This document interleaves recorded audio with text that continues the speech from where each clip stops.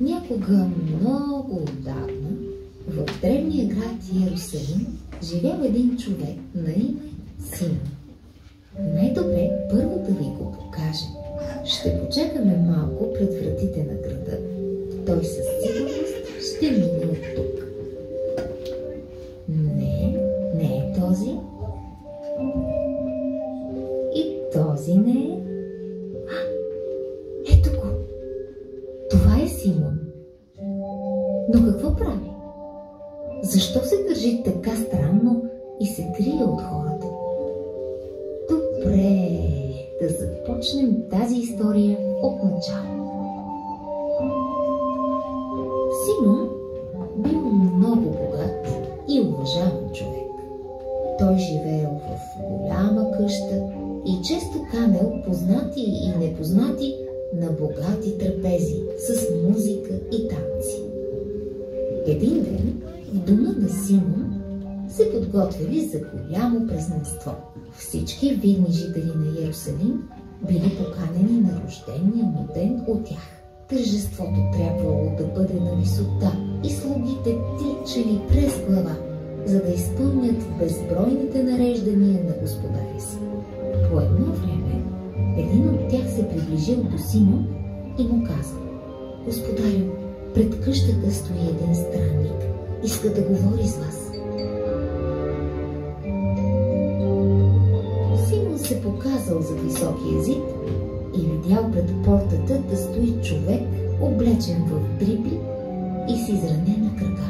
„Какво искаш?“ попитал Симон. „Идвам от далечна страна. Гладен съм и съм уморен. Разбойници ме ограбиха по пътя и сега нямам пари нито за страноприемница, нито за коричка хляб“, отвърнал странникът. „Търся подслон.“ „Няма място на трапезата ми за трипави стипници като теб“, казал Симон високомерно. „Най-много да те пусна да нощуваш в обора при овцете, където ти е мястото. Ей там, извън града, в пещерата, където пастирите ми прибират животните.“ „Виждам, че още не си готов да приемеш непознат в нужда като твой скъп гост. Само си мислиш, че имаш всичко, но още утре може да останеш без нищо.“ И странникът си тръгва. Не след дълго голямо нещастие сполетяло Симон. Една сутрин той забелязал по ръцете си дълбоки рани от проказа. Много се оплашил и веднага се покрил. Не искал никой да разбере за болестта му, понеже знаел какво ще се случи, ако тайната му бъде разкрита. Симон разпратил слугите си по всички краища на света да търсят най-добрите лекари, а той се затворил в дома си и не искал никого да вижда. След време започнали да идват лекари от далечни страни и всеки предлагал своето лечение като най-добро.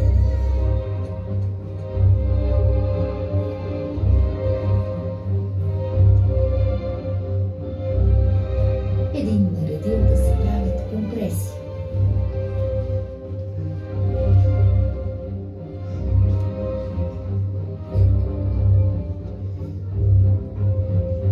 Друг забърквал всякакви отвари за пиене.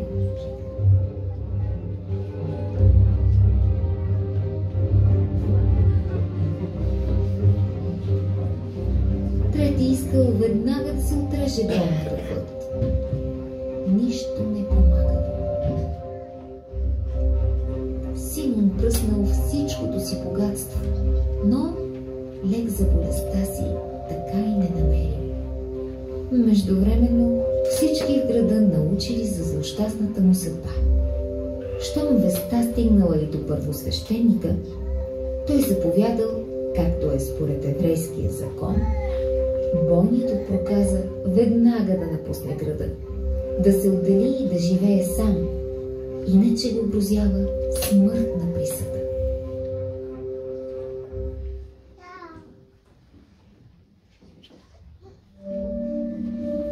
След като напуснал града, Симон се заселил в онази пещера, която някога сам предложил на неканения си гост.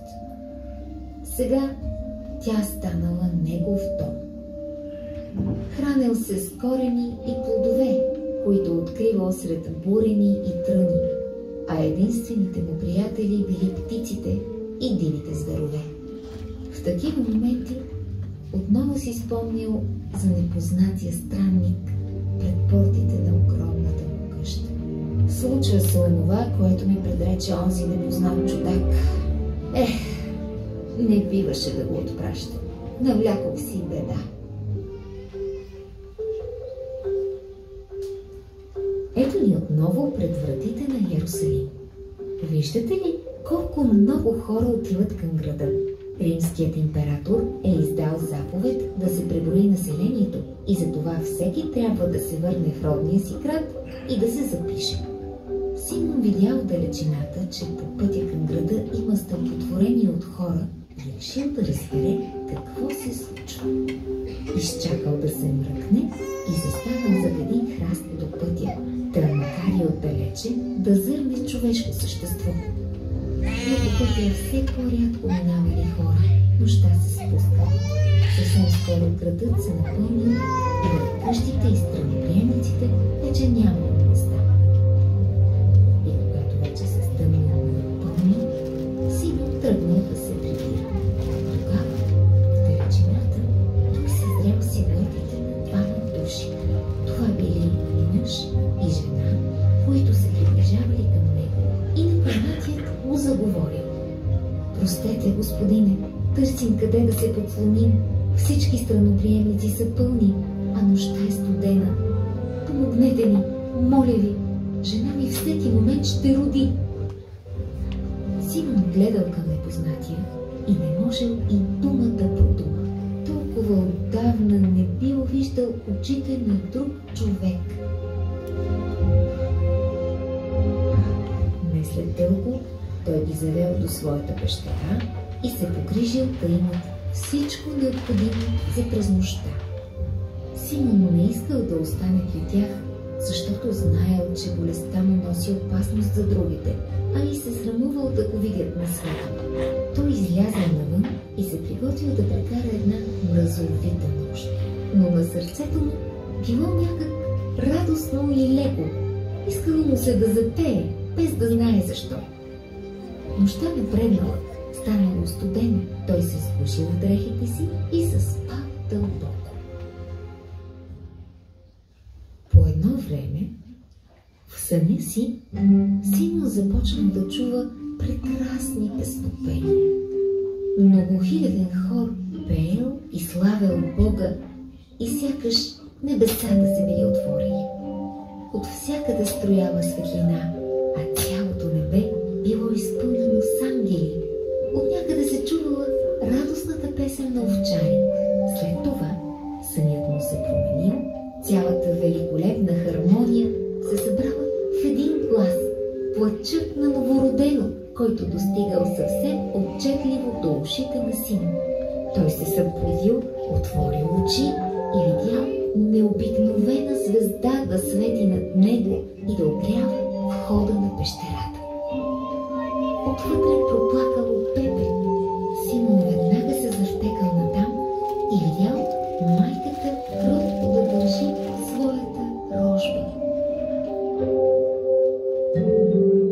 Той се навел и протегнал ръце да погали новороденото, ала се опомнил, дръпнал ги рязко и понечел да ги скрие.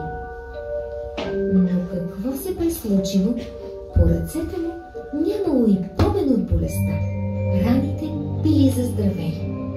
Симон не можел да повярва на очите си и излязъл навън да погледне по-внимателно. В този момент пред пещерата спрели трима мъдреци, идващи от далечна страна. Те влезли вътре и се поклонили на майката и младенеца. И като отворили съкровищата си, поднесли скъпоценни дарове – злато, ливан и смирна. Тогава Симон разбрал, че подзвонил в пещерата си не просто непознати странници, а дългоочаквания Спасител на света и Царя на царете.